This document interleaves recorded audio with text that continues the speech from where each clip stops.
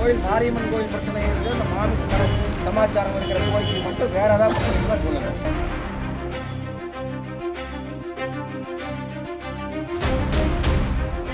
Beep கடை நடத்தக்கூடாது என மிரட்டிய பாஜக நிர்வாகி மீது போலீசார் 4 பிரிவின் கீழ் வழக்கு பதிவு செய்தனர்.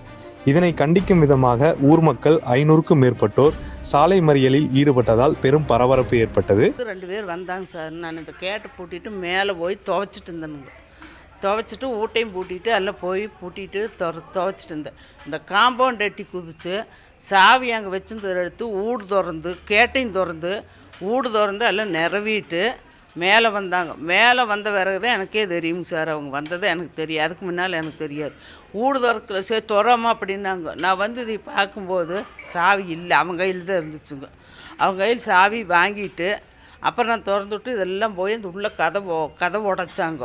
உள்ள கதவை உடச்சி அதை உடைக்கவே முடியல. அதையும் இதையும் போட்டு நெம்பினாங்க. நெம்பிட்டுங்க 2வது சன்னல் வந்து திருப்புளி எடுத்து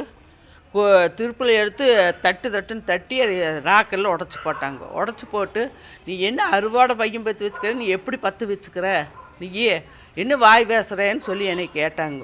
உங்கள் அந்த கார் நம்பர் என்ன, வண்டி நம்பர் என்ன, உன்ற வயன் இங்கே வடுப்பானா எங்கே வடுப்பா, எந்த தோட்டத்தில் நீங்கள் இருக்கிறீங்கோ இப்படி நல்லா கேட்டானுங்க. அப்புறம் அந்த ஆளை பிடிச்சி 4 தட்டி இழுத்துட்டு போனால் வந்துடுவான்ல, கடைக்கு வந்துடுவான்லான்னு சொல்லி சொன்னாங்க. அப்போ நான் ஒருத்தர் இல்லாத வீட்டை வந்து இந்த ஆளை எப்படின்னு திறக்கலாம், காம்பவுண்ட் எட்டி பூட்டிட்டு போன வீட்டு இந்த ஆள் திறக்கலாங்களா. அப்புறம் மேலே ஏறி வந்து சோளக்கடையெல்லாம் பார்த்தானுங்க. அப்புறம் பின்னால் போய் பாத்ரூம் சன்னல் எல்லாம் எட்டி பார்த்தா இந்த இன்னொரு ரூம் சின்ன ரூம் இருக்குது, அதுக்குள்ளே உட்காந்துக்கிறானா அப்படின்னு எல்லாம் பார்த்தாங்க. பார்த்துட்டு நீ என்ன வாய் பேசுகிற, நீ வாய் என்ன இந்த அளவுக்கு நீ வாய் பேசுகிறிய, நீ முதல்ல அந்த ஆள் பிடிச்சி தட்டி இழுத்துட்டு போனால் அல்லது அடங்கி போகும்ல.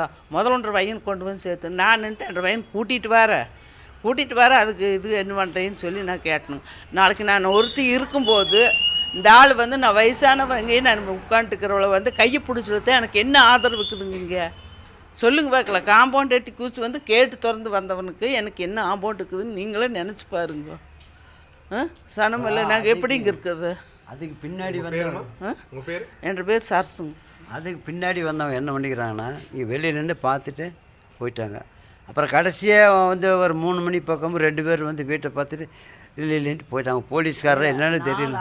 8 பேர் வந்தாங்க. ரவி சுந்தர்ராஜ் 8 பேர் வந்தாங்க சார். அவங்க எல்லாம் பார்த்துட்டு போயிட்டாங்க. கம்முன்னு இல்லைன்னு சொன்ன முடியும். உள்ளெல்லாம் வரலைங்க சார். இங்கே வந்தாங்க கேட்டாங்க போயிட்டாங்க.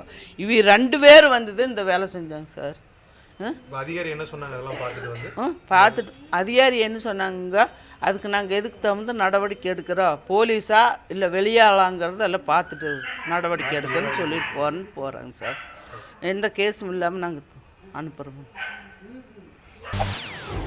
செய்திகளை உடனுக்குடன் தெரிந்து கொள்ள உடனே சப்ஸ்கிரைப் பண்ணுங்க.